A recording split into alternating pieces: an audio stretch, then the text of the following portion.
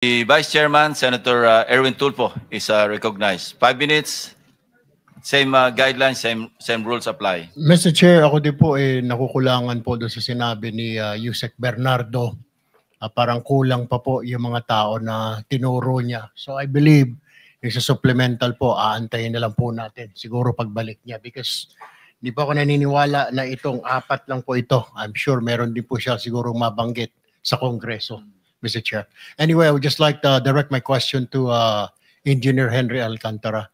Mr. Alcantara, sang-ayon po ba kayo doon sa sinasabi ni Yusek Bernardo na dating boss mo? Doon po sa mga personalidad na binanggit niya, wala po akong personal knowledge. Doon naman po sa sinasabi niya na 15 po, ginagalang ko po yung opinion niya. Pero ako po talaga ay 25 po at kung ano po yung nasa affidavit ko, yun po ang dinadala ko po. Pinadadala ko po sa mga driver po. So magkaiba po yung sinasabi niya na 15% doon sa sinasabi niyo na 25% ang dinadala niyo po sa kanya? Yes, Sir Honor. Ako po, yun po talaga ang hinahanda namin at pinadadala po sa mga driver po, Your Honor.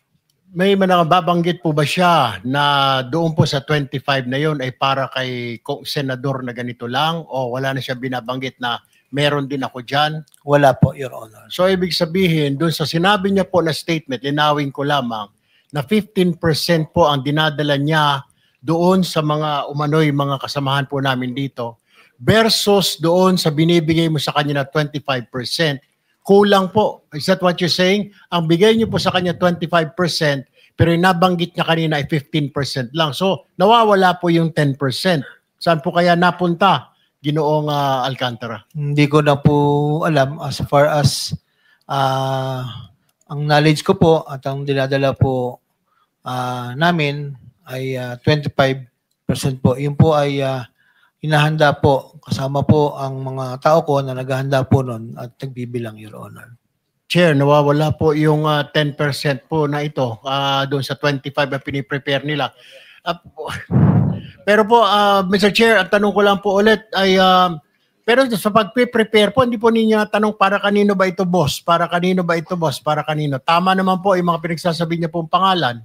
I never asked po, Your Honor, kasi po siya lang naman po yung kausap ko po. Siya lang kausap mo? Yes po. Alright. Isa pa pong matanong ko po, kasi nabanggit na rin po ni ninyo, ng grupo ninyo, yung 3 pong kasamahan po namin earlier, o 2 po namin kasamahan, si Senador Jinggoy Estrada. Si Senador Jinggoy po ba, na-meet ninyo personal o kahit nakausap sa telepono in person? Never po, Your Honor, na kausap tungkol po sa ganyang bagay o sa telepono po. Never so, po. Hindi po ninyo na-meet? Yes po, Your Or Honor. nakausap si Senador Jinggoy? Hindi po. Maliban lang po nung, hindi ko po alam kung birthday yun, yung nasa picture po. Sinama lang po ako ng mga dating kasamahan ko po doon po sa okasyon. That's how you met Senator Yes po, Jinggoy. What about Senator Villanueva po? Senator Villanueva, nakakasama ko lang po siya pag may mga inauguration po, groundbreaking ng mga projects po sa Bulacan. Being the district engineer po, nakakasama ko po siya pag anong mga okasyon. Okay, wala na po other than that. Yung mga communication, tawag, after that, yung mga ribbon cutting, kung ano man yan, opening ng kalsada, wala na pong tawag po late at night or after office hours, wala na pong ganon. Wala po, yun lang pong insidente na nag-text siya sa akin na mag-follow up lang po nung request niya kay Secretary Bonoan. Dito po sa budget hearing, yun po, doon ko po siya kinausap dito tungkol po doon sa request niya kay Secretary Bonoan. Pero sa labas po, hindi po kami nagkakasama. Maliban lang kung minsan po, nanonood ako ng PBA, nanonood siya, magkabilang side po kami. Nagkakawayan lang po. Bilang respeto ko po sa kanya. Alright, Mr. Chair. Okay. Mr. Chair, ito pong mga driver na ito, nandito po ba? Si Andre Balatbat, Christian Santiago, na binanggit po ni D. Alcantara na nagde-deliver po ng pera kay Congressman Saldico. Narito po ba sila? Ay, kasama ba sila kasal? Opo. Tama. Narito po yata, Mr. Chair. Okay.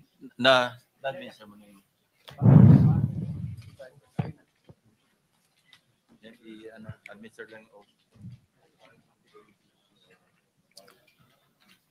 debit ng dalawang credit. Hindi ko nakita yung flow ng ano.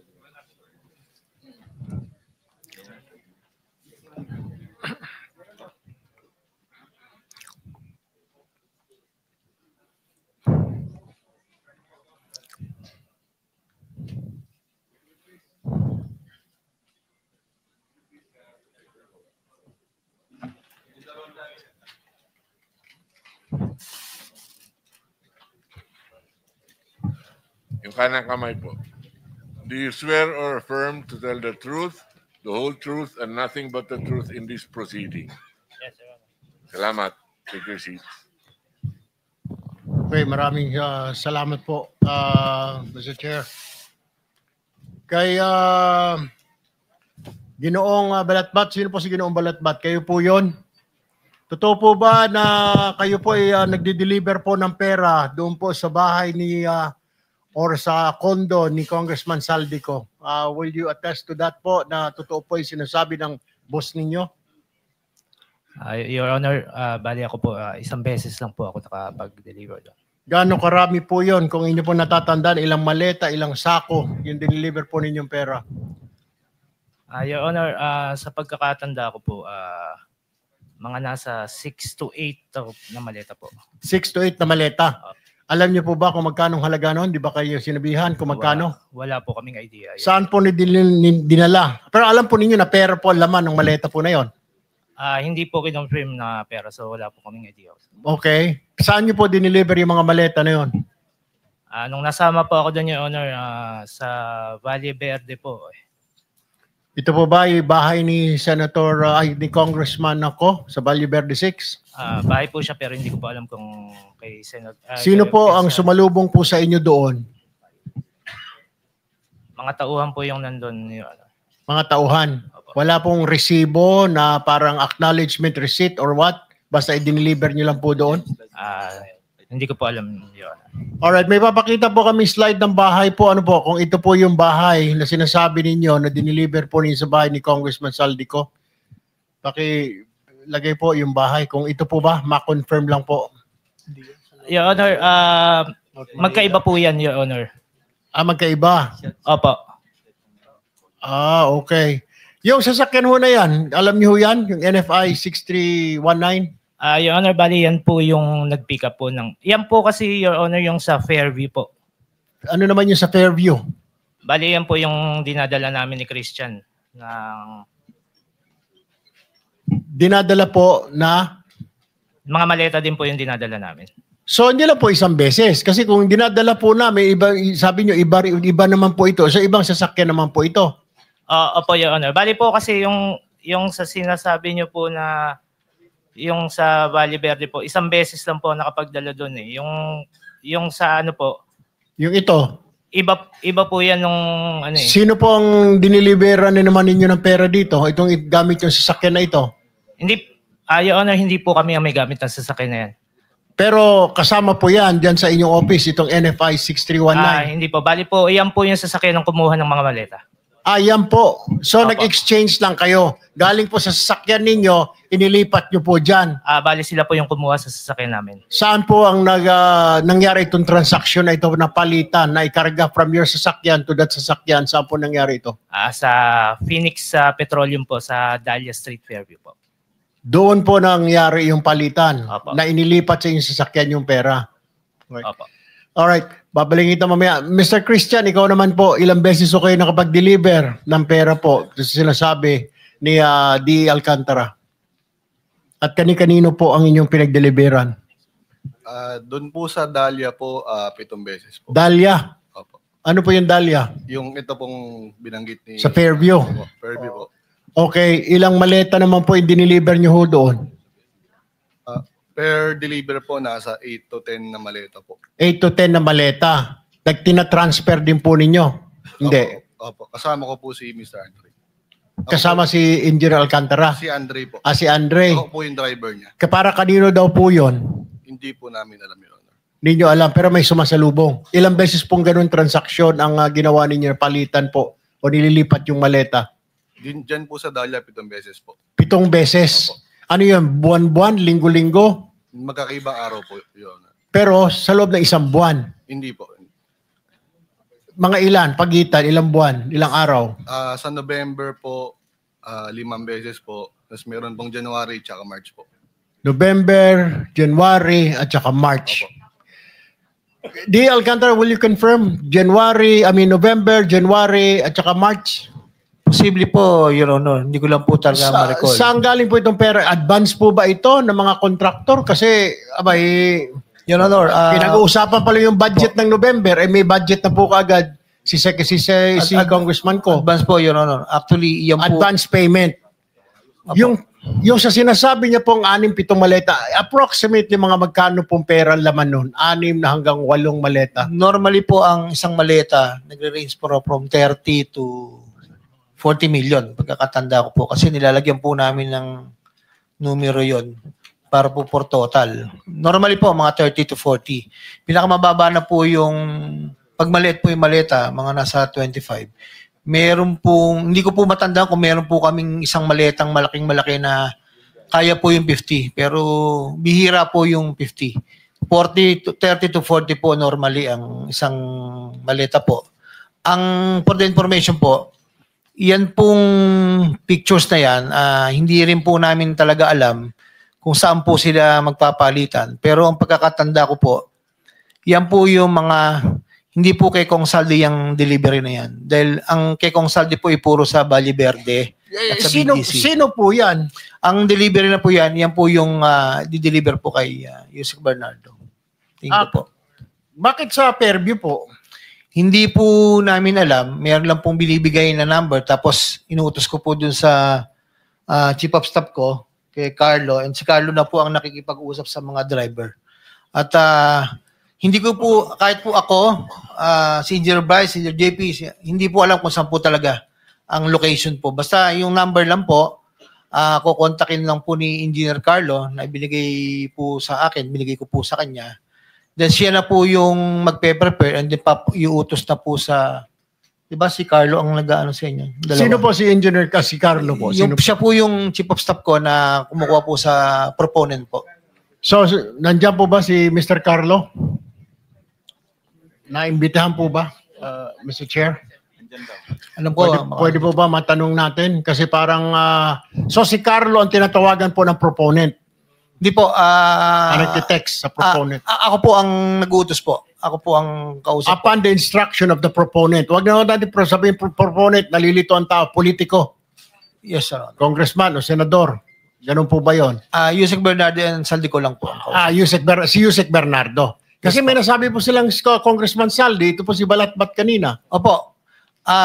Nung nagdi-deliver na po sa Valle Verde, sabi ko nga po sa statement ko, sir, Your Honor, meron pong times na dalawang beses po sa BGC sa parking. Tapos po, and the rest po is sa Valle Verde po, na bahay po dun sa, hindi ko na po kung talagang kanya. Sinasabi po ni Ginoong Christian ay 7 beses daw po. Panay kay Bernardo lang po ba yon yung delivery na yon? Or may mga congressman po doon at senador? Ay, ako po, Your Honor. Opo, yun. Sinabi po ni Christian kanina, 7 times po siya nag-deliver. Kay Congressman Saldi po, nakakasama po yung ilang driver po doon. Minsan po kasama po ko, minsan sila na lang po dahil alam na po nila. Doon po sa kay Yusek Bernardo, tingin ko po, ito po yung lugar na yan. Kasi po, putol-putol po yun eh. Hindi naman po biglaan po, Your Honor. Okay. Paano nila nalalaman na na-deliver na? Baka mamaya, tinakbo na ng inyong driver. Meron ba kayong confirmation na natanggap mo na ba, boss? Natanggap mo na ba, Kong, yung pera? Nandyan na, 7 maleta? Paano po ninyo nasasabi sa kanila? Your Honor, ang instruction po ni Carlo, instruction ko po sa kanya, yung pagbibigyan po dito sa Fairview. Actually, parang nagpapapicture pa yata sila. Pero hindi ko po kilala yung tao. Yun lang po yung pinadala po doon. So, pinagkakatiwalaan nyo sa tao na hindi kilala? Yun po kasi yung binigay po na number. Pangalan at number. Yes, opo. Nung politiko o nung ni undersecretary? Yes po, Your Honor. Alright, okay. No, Senator Erwin, no, kasi we have the whole day to do this bibigyan namin kayo ng extra 2 minutes. Everybody for that matter, no? Kung gusto niyo i-avail yung additional 2 minutes, tuloy-tuloy lang para mas mahaba. Hindi naman tayo constrained sa oras. So, you may continue. Thank you, Mr. Chair. Si Carlo Rivera, nakapanumpa ka na ba or this is your first time here? Naka-attend na po ako last hearing. Nanumpa ka na ba? Apo, yes. Nanumpa ka na rin. Okay, Carlo Rivera. Yung pinagdeliveran mo ng pera sa Valle Verde, sino po? Si Congressman ba mismo ang tumanggap? Yun po, inuutos lang po namin sa driver. Sila po ang nagdi-deliver po doon. Yung driver. Apo. Ay yung Yes, po ang doon sa Dahlia, sa Fairview. Yan po is, bibigay lang po sa akin ni D.E. Henry yung contact number. Then po forward ko po sa kanila. Sino yung nakakausap mo po sa contact number? Number lang po yung binigay po sa akin. Then pino-forward ko po sa driver. Sila na po ang nag-uusap. So hindi mo actually alam kung sino yung doon sa kabilang linya, kung sino yung number na yon. Apo, yan. Wala po sinasabi. Wala po. Alright. Balikan ko mamaya, Mr. Chair, siguro sa second round ko. Puntahan ko lamang po si Ginoong Bryce Hernandez. Mr. Bryce, yung pinagsasabi po ni Yusek Bernardo, tama naman po. Agree po kayo o may kulang? Your Honor, parang kulang po yung commitment na binanggit po ni Yusek Robert. Kasi as per instruction po sa amin ni Boss Henry, nasa 25% po ang pinapaprepare na obligasyon. Okay, pero yung sinasabi po niya kasi 15% para kay Ulay Bar daw. Pero every time po ba 25 yung binibigay nyo lahat? Pag po gano'n na senatorial funds, ano po, minimum po yung 25%, nagiging 30 pa nga po. Pag sa senador dinideliver?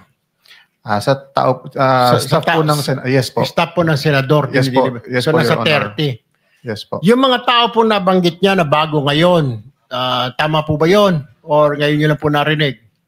Your Honor, ngayon ko lang po nadinig yun. Hindi ko na po abot yun, Your Honor. Balikan ko po si Engineer Alcantara, itong mga tao pong nabanggit, sina Chis Escudero, sina Nancy Binay, Bong Revilla, personal na po ba ninyong na-meet ito? Or paano po, naka-text ninyo? Hindi po, Your Honor. Ngayon ko lang po narinig about Escudero, Binay, yung Bong Revilla po, yung 300 million, si Yusek Robert po ang nambagit sa akin na sinabi ko po sa affidavit ko po. Wala po akong komunikasyon, hindi ko po sila nakakausap. Ang kausap ko lang po ay si Yusek Bernardo po. Okay. At one point, nakapunta ka sa birthday party o ano, alam mo yung mga kababayan ho natin, baka may mga litrato po, nandun po kayo sa mga birthday, sa mga kasalan, what have you. Wala po. Kay doon lang po sa okasyon ni Senator Jinggoy na sinama nga po ako ng mga dating kasamahan ko po. Nagpa-picture lang po ako. Kahit naman po, kung sino po yung nakita ko doon, ang tanda ko po. Kahit po kay, ano ba yun? Sino po yung tumakbong senador na Dagon? Attorney, ano ba yun? Dagon? Yung ano po? Nagpa-picture pa po ako doon eh. Okay. Yung ano po? Attorney... Gadon. Gadon. Attorney Larry Gadon. Opo, nagpa-picture pa po ako. Basta kung sino po yung nandoon, picture-picture lang po ako. Alright. So Bryce, mali po yung sinasabi ni Yusek. So parang kulang kasi sinasabi niya 15% lang pero kayo ini-impake niyo 25%. Opo, minimum po yun, 25%. So sa palagay mo, doon sinabi niya po, nasaan kaya napunta po yung 10%? It's either po kay Boss Henry o kay Boss Robert. Hindi po sa akin. Okay. Pero 25 sigurado ka. Opo, Your Honor. Okay. Alright. Dito po kay Ginoong JP. JP, agree? Yun po sa sinabi ni Yusek Bernardo. Tama po. Agree po na 25% po to up to 30% po yung pinagagayak po. Will it be safe to say, Engineer Alcantara, na yung 10% napupunta lang siguro kay Yusek Bernardo? Wala po akong personal knowledge. Pero kayo po, pag inabot ninyo na sa 25%, lahat po yun. Yes po, ito po yung pinaprepare ni Engineer Carlo sa tamang 25 to 30. Siya po ang nagpe-prepare po lahat. Kami po sa box. May ano po yun? Yun po talaga yung percentage po, 25 to 30 po. Okay, kaklarify ko lang, Yusek, pag congressman, senador, 30% po ba ang binibigay ninyong komisyon o yung pinapadala ninyo? Your Honor, kay Congressman Saldi po is 25 nga po. Kaya sa Senador po, wala po akong knowledge. Basta si Yusek Bernardo po ang nagsasabi sa akin na ganun po. At So yan- it's kung Yusek Bernardo ang contact po ng mambabatas, hindi po kayo rekta. yes po, Your Honor. Alright. Ngayon, linawin ko rin po, yung para po sa pass-through charges sa mga district representative, meron din po yan. Kasi pa yung tinatawag na parking fee. Hindi naman niya lugar yun, hindi niya distrito, pero kailangan lagyan ng pondo doon. Magkano percent po ito? 5% po, Your Honor. Hindi 6%, 5%. Meron pong panahon na nag-6 po dun 2024 kasi po yung pong ito po ay sariling plano ko po. Actually po, ginagawa ko pong contingency sa iba at ang plano ko po talaga doon ay ibigay po kay Senator Joel po kung ano mo po yung makokolekta. Kung sino po yung mga, hindi naman po lahat, piling-pili lang po yung mga contractor na inaas ko na makahingi po ng tulong. Yun lang po, Your Honor. Mr. Chair, nais ko lang po liwanawin ito sinasabing pass-through charge for the district representative.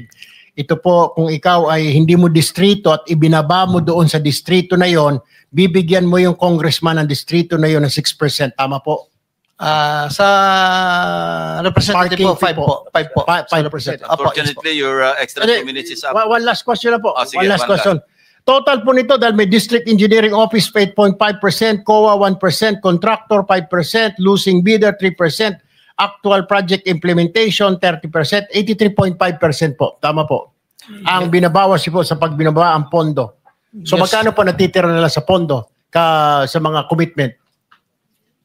Commitment po, yun po, yung 25 to... Lahat-lahat to po, 30 lahat-lahat pati sa inyo na po. Bilisan na lang po natin. Commitment po sa back po ay Kaya nga po, estimate na lang sir, magkano natitira para sa proyekto? Magkano po? 30 to 35 po. 30% na lang Opo, to 35. 30 to 35. Normal Dahil po. yung 65% na sa commitment lahat. Sa taxes po and commitment. Yes, sir. Taxes and commitment. Pero mas Yes, po. marami yung commitment. Yes po. Thank you. Salamat po. Thank you.